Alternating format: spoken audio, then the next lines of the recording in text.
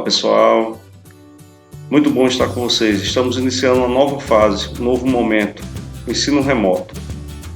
A dedicação e o compromisso aliado ao amor às causas da educação faz com que todos nós, professores, nos esforçamos o máximo para dar o melhor para vocês. Então, estou junto com vocês, sou o professor Tavares. Estou com saudade, mas estaremos próximos virtualmente. Estamos juntos. Fiquem em casa e estudem conosco. Olá pessoal, sejam bem-vindos à disciplina de Circuitos Elétricos ofertada pelo IFPB Campus Cajazeiras. Sou o professor Tavares e junto trabalharemos hoje com um tema voltado à Lei de Kirchhoff. Vamos conhecer um pouco mais sobre essa lei, suas aplicações e sua finalidade. Bom, qual é o objetivo da Lei de Kirchhoff? A Lei de Kirchhoff é uma forma de analisarmos um circuito elétrico complexo, um pouco mais difícil, que envolva várias cargas elétricas, que envolva várias fontes de tensão ou de corrente. Então, a Lei de Kirchhoff ela visa viabilizar, analisar de forma mais simplificada aqueles circuitos complexos. Bom, então, geralmente, na verdade, utilizando como cargas elétricas resistivas. Só que para compreendermos, para entendermos essa análise, é necessário compreendermos alguns pontos importantes. Entre elas, vamos compreender na nossa aula de hoje o que vem a ser um ramo, o que vem a ser uma malha e o que vem a ser um nó.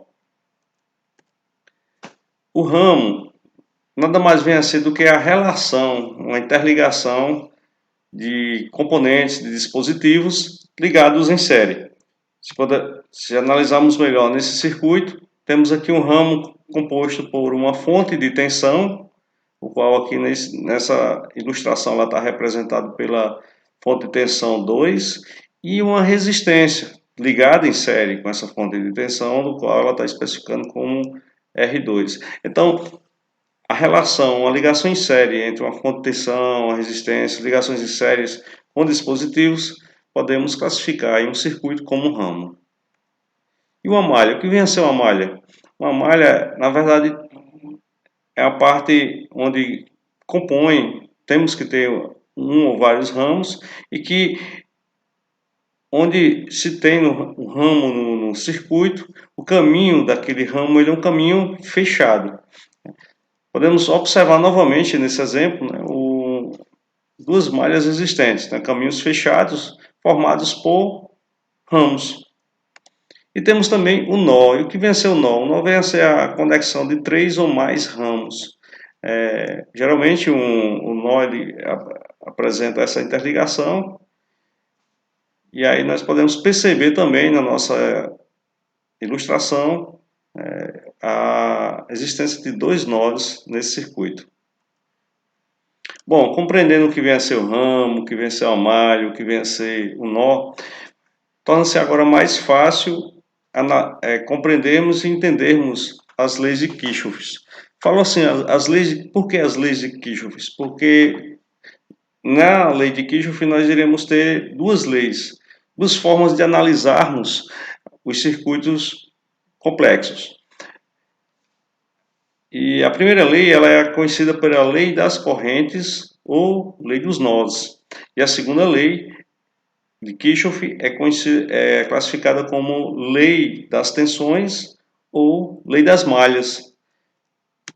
Na nossa aula de hoje nós iremos tratar de forma inicial as leis de Kirchhoff, ou a primeira lei de Kirchhoff, ou leis da corrente, ou também conhecida por lei dos nós.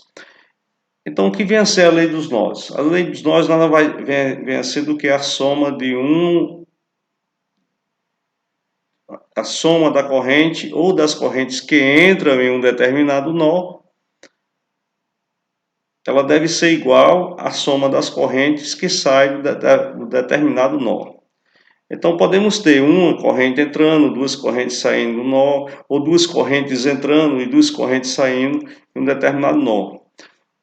Novamente, no nosso exemplo aqui, nós apresentamos aqui o nó, como vimos na apresentação anterior, e aí podemos perceber nesse nó que tem uma corrente, olha o sentido da corrente aí, a setinha no sentido, a corrente que entra, toda corrente que entra em um determinado nó é classificado como corrente positiva. Toda corrente que sai daquele nó é classificado como negativa. Podemos aqui perceber, ó, a corrente que classificamos como I1 como positiva, a corrente I2 como negativa. E aí percebemos também que existe mais um ramo.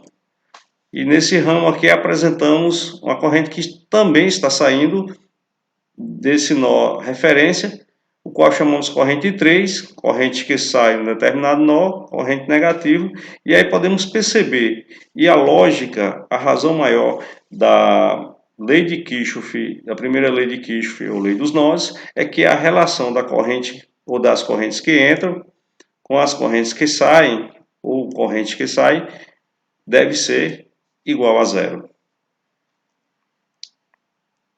Como exemplo, nós temos um circuito inicialmente, um circuito simples, um circuito paralelo, onde podemos perceber uma fonte de tensão de 12 volts, uma resistência de 3 ohms e outra resistência de 6 ohms.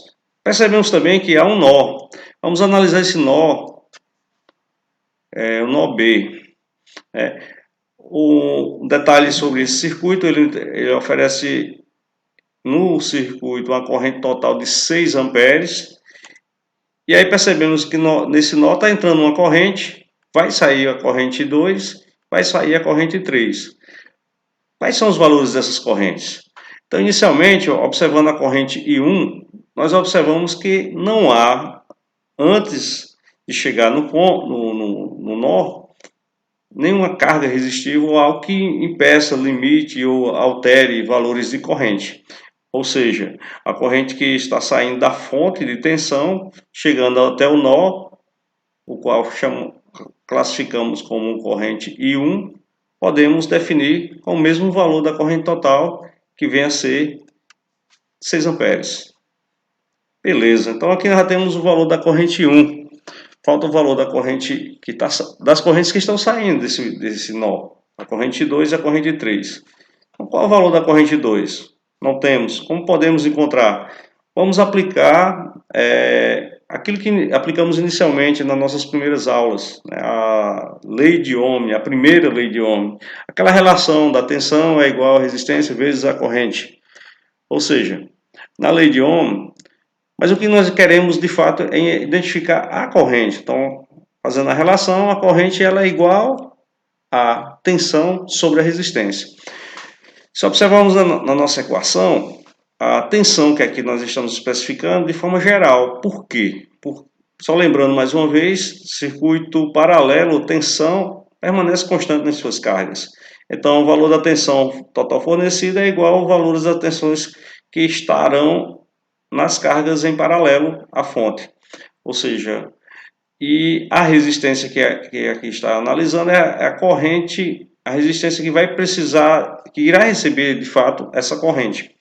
Ou seja, amigos, nós podemos perceber que o valor da tensão é 12 volts, dividido pela resistência R2, que é de 6 ohms.